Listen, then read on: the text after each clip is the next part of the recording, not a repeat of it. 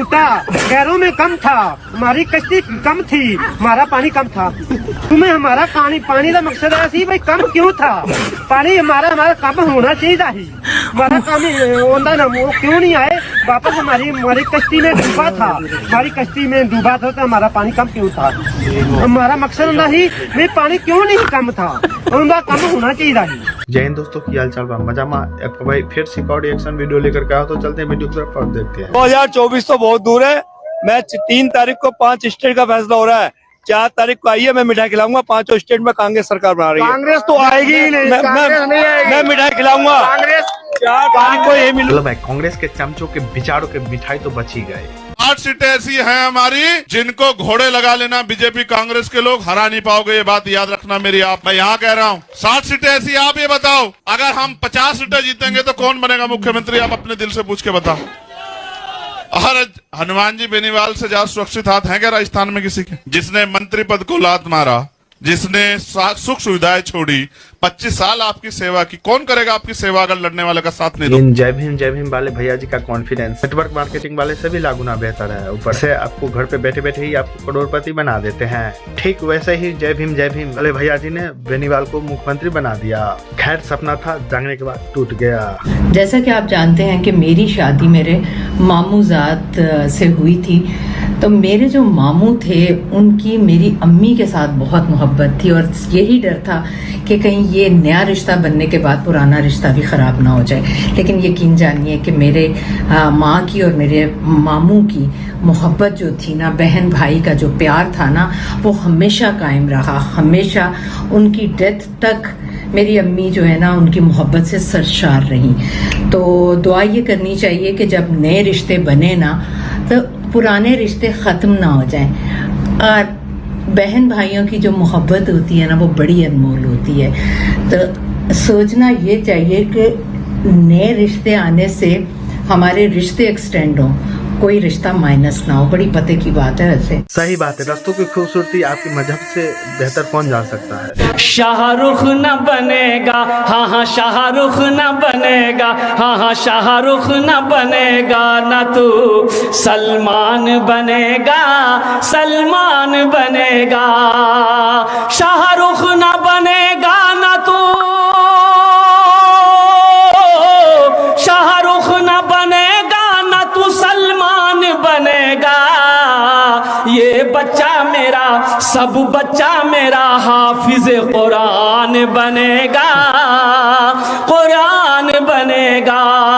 पर इनमें से जैसे ही किसी एक की मूवी आती है, बेचारे जो वुमेन है ना, सो काफिरों जैसे हरकत करने लगते हैं। काफिर मैंने यहाँ पे इसलिए बोला क्योंकि इनके मजहब में मूवी देखना, मूवी बनाना, ये सब हराम है। इसके बावजूद भी इन तीनों में से किसी एक की भी मूवी रिलीज होती है तो इसके मूवी को देखने के लिए हाउसफुल होकर के जाके बैठ जाते हैं। सिर्फ और सिर्फ अपनी मौत के लिए जो चीज इनके मजहब में हराम बताई गई है वो काम भी कराते हैं। अल्लाह की बात नहीं सुनते हैं, और अल्लाह की बात तभी सुनी जाती है जब 72 हुरों की बात होती है। आप ऐसी चीजों में भरोसा मत करो जो चीजें आपको नुकसान पहुंचाती हैं। एक बार बताइए, अगर कहीं मंदिर में जाने से हमारे लोगों की हत्या होती हो, अगर मूर्ति छू लेने से हमारे युवाओं की हत्या हो गई हो, तो आप ऐसी जगह क्यों जाते हो जहां आपका अपमान हो, जहां आपके बहन बेटी की इज्जत लूटी जाए, जहां आपका कत्ल कर दिया जाए, जहां अपमान हो, वहां जाना बंद कर। ये है आम आदमी पार्टी के MLA सिंदरपाल गौतम। बेचारों निरंतर कोशिश जारी है हिंदू समाज को तोड़ने की। बट अफसोस की बात कि वो दिन अब चले गए। ऐसा बिल्कुल भी नहीं कह रहा कि वो दिन नहीं आए, वो दिन थे, अब वो दिन चले गए। अगर आज के समय में कोई पंडित या कोई भी पुजारी व्यक्ति ऐसी हरकत करता है, दलित के बाहर जाने से पहले पंडित और पुजारी मंदिर से बाहर दिखाई देंगे। और यहाँ तक अयोध्या में बना हमारे राम भगवान का मंदिर, उसके लिए भी पुजारियों की भर्तियां निकली थी। उसमें ऐसा नहीं था कि आप ब्राह्मण है, पुजारी है, पंडित है तभी आवेदन कर सकते हैं। आप किसी भी कास्ट के हैं, SC हो, OBC हो, जनरल हो, कोई भी कास्ट, आवेदन कर सकते हैं पुजारियों के लिए। बस आवेदन करने के लिए शर्त यही है कि बस आप हिंदू होना चाहिए। बाकी का आपकी शिक्षा पे डिपेंड करेगा कि आपकी चयन होना चाहिए या नहीं। पाकिस्तान में भी मुसलमानों को विशेष अधिकार है, हिंदुस्तान में भी मुसलमानों को विशेष अधिकार है। पाकिस्तान में भी हिंदू मंदिर तोड़े जा रहे हैं, हिंदू मंदिरों पर कब्जे हैं। हिंदुस्तान में भी हिंदू मंदिर तोड़े जा रहे हैं, हिंदू मंदिरों पर सरकार का कब्जा है। पहले हमें मुसलमानों ने हमसे जजिया कर वसूल लिया, मंदिर तोड़ दिए, मंदिरों पर कब्जा कर लिया। अंग्रेजों ने मंदिर तोड़ दिए, मंदिरों पर कब्जा कर लिया। सरकारों ने कानून बनाकर मंदिरों पर एक तरफा कब्जा किया हुआ है। सरकारें हमसे जजिया वसूल रही हैं। पाकिस्तान में भी हिंदू पीड़ित है, हिंदुस्तान में बहुसंख्यक होने के बाद भी हिंदू पीड़ित। भाई की बात में दम है, लेकिन हमारे देश में ऐसे 2 राज्य होंगे जिसमें मुस्लिम बहुल आबादी है। पहला हो गया जम्मू कश्मीर और दूसरा हो गया लक्षद्वीप। हमारे देश में कई जिले ऐसे भी है जहाँ मुस्लिमों की आबादी ज्यादा है और मुस्लिम मेजोरिटी में आ चुके हैं बहुत से ऐसे भी जिले हैं जो मुस्लिम मेजोरिटी में आ जाएंगे, और उन जिलों में जो हिंदू समाज था वो हिंदू माइनॉरिटी में आ चुका है। इसके बावजूद भी जो माइनॉरिटी वाले जो फायदे हैं वो मुस्लिम समाज को ही दिए जाते हैं। चार हिंदू जो माइनॉरिटी में है वो उससे मेजोरिटी में काउंट किया जा रहा है। ओवैसी तो क्या बोलूं सर, ओवैसी मुसलमानों का सबसे बड़ा दुश्मन है, क्योंकि वो कांग्रेस के लिए दलाली करते हैं। वो जहाँ जहाँ चुनाव के लिए कैंडिडेट देते हैं वो हमारे बीजेपी हारती है और दूसरे पार्टी का हाथ मजबूत होता है। मैं मुसलमानों से अनुरोध करूंगा कि आप मुसलमान बीजेपी को वोट दीजिए। हिंदुस्तान में अगर आपको अच्छे ढंग से जीना है तो आप बीजेपी का सर्कल लाइए। अब्दुल चाचा कहते हैं कि ओवैसी कांग्रेस का दलाल है, कांग्रेस कहता है कि ओवैसी बीजेपी का दलाल है। आखिर मसला क्या है, ओवैसी किसका दलाल है? तो कमेंट करके बताएगा मुझे। रामपाल भाई वो भी मेरा खिलाफ हम भी वो दुश्मन थोड़ी ना है। हम तो ये है, तुम 12 साल से यहाँ रह रहे, तुम विक्की बन के रह रहे, तुम्हें बताना चाहिए था कि मैं वसीम हूँ। खुल के रहते वसीम के नाम कोई दिक्कत नहीं है। 12 साल एक बहुत बड़ी चीज होती है। मैं तो खुल के मेरे को कोई दिक्कत नहीं है। एक आदमी भी नहीं बताया, तुम सब ये कह रहे कि तुम विक्की हो। कोई एक आदमी भी नहीं कह रहा तुम वसीम हो। तुमने शादी भी कर ली हिंदू लड़की से, उसके बाद भी तुम्हें मोहल्ले पड़ोस वाले गाँव वाले ये नहीं जान पा रहे कि तुम जो है वसीम हो। सबको तुम्हारा विक्की पता है। तुमने जाकर निकाह कर लिया उससे, वहाँ पे तुम्हें इतनी से मोहब्बत थी, इतना प्यार था, तुम जाकर जो है तो शादी कोर्ट मैरिज करते ना, तुम जाकर वहाँ निकाह पढ़वा रहे। तुम्हारे पापा और कोई अब्बू ये बोल रहे हैं कि तू भाई बुर्का क्यों नहीं पहनती।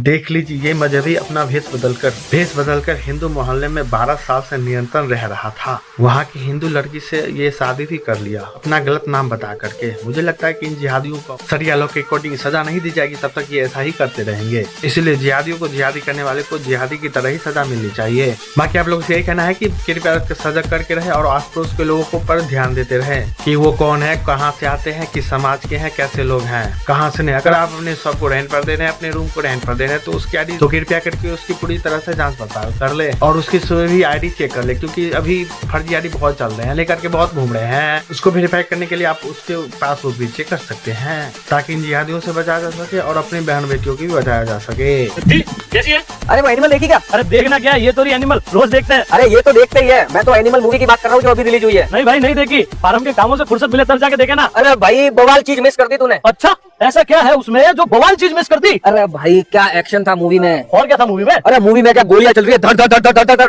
और रणवीर कपूर स्कूल में AK-47 लेके जा रहा है भाई। स्कूल में AK-47? और क्या खास था मूवी में? अरे भाई रणवीर कपूर क्या मार रहा है, कुल्हाड़ी से 200-300 लोगों को खचाखच ऐसे जैसे कसाई काटता है। अच्छा कसाई के जैसे काटता है। और क्या खास है मूवी में? और रणवीर कपूर ने क्या एक्टिंग किया, अपने बाप को बोल रहा है मूवी में सुन रहा हूँ मैं, बहरा नहीं हूँ। भाई यार तू मूवी देख एक बार, मैं तो कहता हूँ एक बार देख ले। अपने बाप को उल्टा जवाब दे रहा है। और क्या खास है मूवी में? अरे भाई मूवी में एक सीन है जहाँ पे हीरो पूरा नंगा घूम रहा है बिना कपड़ों के, पूरी फैमिली के सामने, सारे बॉडीगार्ड गार्ड सब देख रहे हैं। क्या काम? नंगा घूम रहा है? अरे वाह। और क्या करता है हीरो पिक्चर में? अरे भाई सिगरेट पीते हुए क्या रॉयल एंट्री ले रहा ना हीरो। एक बार तो मुझे भी लगा मैं भी ट्राई करूँ और मैं भी रॉयल हो जाऊँ। सिगरेट पी के एंट्री लेना रॉयल होता है? अरे वाह। और क्या करता है तुम्हारा हीरो? भाई ये खतरनाक चीज तो बताना ही भूल गया, हीरो मूवी के अंदर इंटरवल से पहले अलग हीरोइन के साथ सोता है और इंटरवल के बाद अलग हीरोइन के साथ सोता है। मतलब भाभी 1 अलग, भाभी 2 अलग। अरे भाई क्या स्टार्ट है, स्टार्ट। क्या बात है।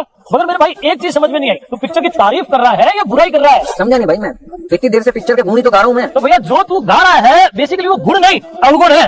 क्या समझा नहीं, मैं कहना क्या चाह रहा है तू? अरे भाई इसमें समझने वाली क्या बात है? जैसा तू बता रहा है कि हीरो पिक्चर में धड़ धड़ धड़ धड़ धड़ गोलियां चला रहा है, स्कूल में गन लेके पहुंच जाता है, वहाँ पे गन चला रहा है, तो इससे तो भारत में गन कल्चर प्रमोट होगा। कल को स्कूल में कोई 2 बच्चे लड़ते हैं तो एक बच्चा गन लेके पहुंच जाएगा। हाँ यार बात तो सही है तेरी। एक बात मेरे को और बता कि जिस भारत में माँ बाप भगवान के तुल्य पूजनीय है, उसी भारत में पिक्चर में ये दिखाया जा रहा है कि हीरो अपने बाप को बोलता है बहरा नहीं हूँ मैं। इससे दिखाना क्या चाह रहे हैं, सिखाना क्या चाह रहे हैं? क्या बच्चे अपने माँ बाप को इसी तरह बोले? हाँ यार ये बात तो मैंने सोची नहीं। हीरो घर वालों के सामने नंगा घूम रहा है, इंटरवल के पहले किसी और लड़की के साथ सो रहा है, उसके बाद किसी और लड़की के साथ सो रहा है। ये सब भारत के युवाओं को दिखा के चरित्रवान बनाना चाहते हो या ये बॉलीवुड के 2 टके भांडों के जैसे चरित्रहीन? बात कड़वी है लेकिन बात सही है भाई। सिगरेट पी के हीरो रॉयल एंट्री ले रहा है, तो क्या इसी तरह तू भी अपने घर वालों के सामने, अपने काका ताऊ के सामने सिगरेट पी के रॉयल एंट्री ले सकता है? अरे भाई ऐसा कैसे संभव है, हो ही नहीं सकता, ऐसा कैसे कर सकता हूँ मैं? और मेरे भाई जो चीज तू अपने माँ बाप के सामने नहीं कर सकता तो वो रॉयल कैसे हो सकती है? चल छोड़, तेरी ये सब बातें जो तूने बताई कि सिगरेट पीना, दारू पीना, लड़ाई करना, बाप को उल्टे जवाब देना, अय्याशी करना, इन सब चीजों को छोड़ भी दे, साइड में रख भी दे, तो मुझे ये तो बता कि पिक्चर की स्टोरी क्या है? अरे भाई यही तो स्टोरी थी पिक्चर की। अगर भाई यही पिक्चर की स्टोरी थी तो फिर आपको और हमको मिलकर ये सोचना पड़ेगा कि बॉलीवुड के भांड एंटरटेनमेंट के नाम पे हमको पुरस्कार क्या रहा है और इसे देख के हम बन क्या रहे हैं। शायद इस वीडियो को देखने के बाद आप लोगों को समझ में आ गया होगा कि ऐसे फिल्म हमारे समाज के युवाओं पर कैसा असर डालता है, क्योंकि उन्हें अच्छा व्यक्ति बनाने की जगह पर उन्हें विलन बनाने के लिए मजबूर कर रही है और उन्हें ये सिखाया जा रहा है कि अगर स्कूल में छोटी मोटी गलती पर आपके पे हाथ उठ जाए तो आप स्कूल में डायरेक्ट गन लेकर के पहुंच जाओ, उसे दिखा दो कि हम कौन है। आर्मी के ऊपर तो कहते हैं हमें इस्लामाबाद फोन नहीं करना पड़ता, हम यहीं पे फैसला करके यहीं पे ठोक देंगे तुम्हें अगर हमारी गोली का जवाब देना है तो तुम पहले दिल्ली फोन करोगे। मजाक उड़ाते थे हमारा। 3 साल पहले मैं तंगधार गया, कश्मीर में एक जगह तंगधार लाइन ऑफ कंट्रोल पे, वहां पे असम रेजिमेंट की एक यूनिट थी 2 असम, तो एक एमएमजी पे एक एनसीओ था। तो मैंने उसको पूछा कि आप जवाब कैसे देते हैं फायर का, किस तरीके से फायरिंग होती है, क्या है, अब आपका प्रोटोकॉल क्या है। हमारे टाइम पे प्रोटोकॉल अलग था। उसने पता क्या करा, यार साहब ध्यान से देखिए, उसने मेरे सामने एमएमजी कॉक करी। मोदी जी के आने के बाद ये बदलाव हुआ है कि आज हमारी सेना को किसी पे भी फायरिंग करने से पहले किसी से परमिशन नहीं लेनी पड़ती, वो खुद से फैसले अपना ले सकते हैं। तो मेरे दोस्तों वीडियो यहीं तक था, कैसा लगा वीडियो तो अपनी राय कमेंट सेक्शन में जरूर रखना और हाँ, जो व्यक्ति अभी तक मेरे चैनल को सब्सक्राइब नहीं किया वो सब्सक्राइब करके ही जाना।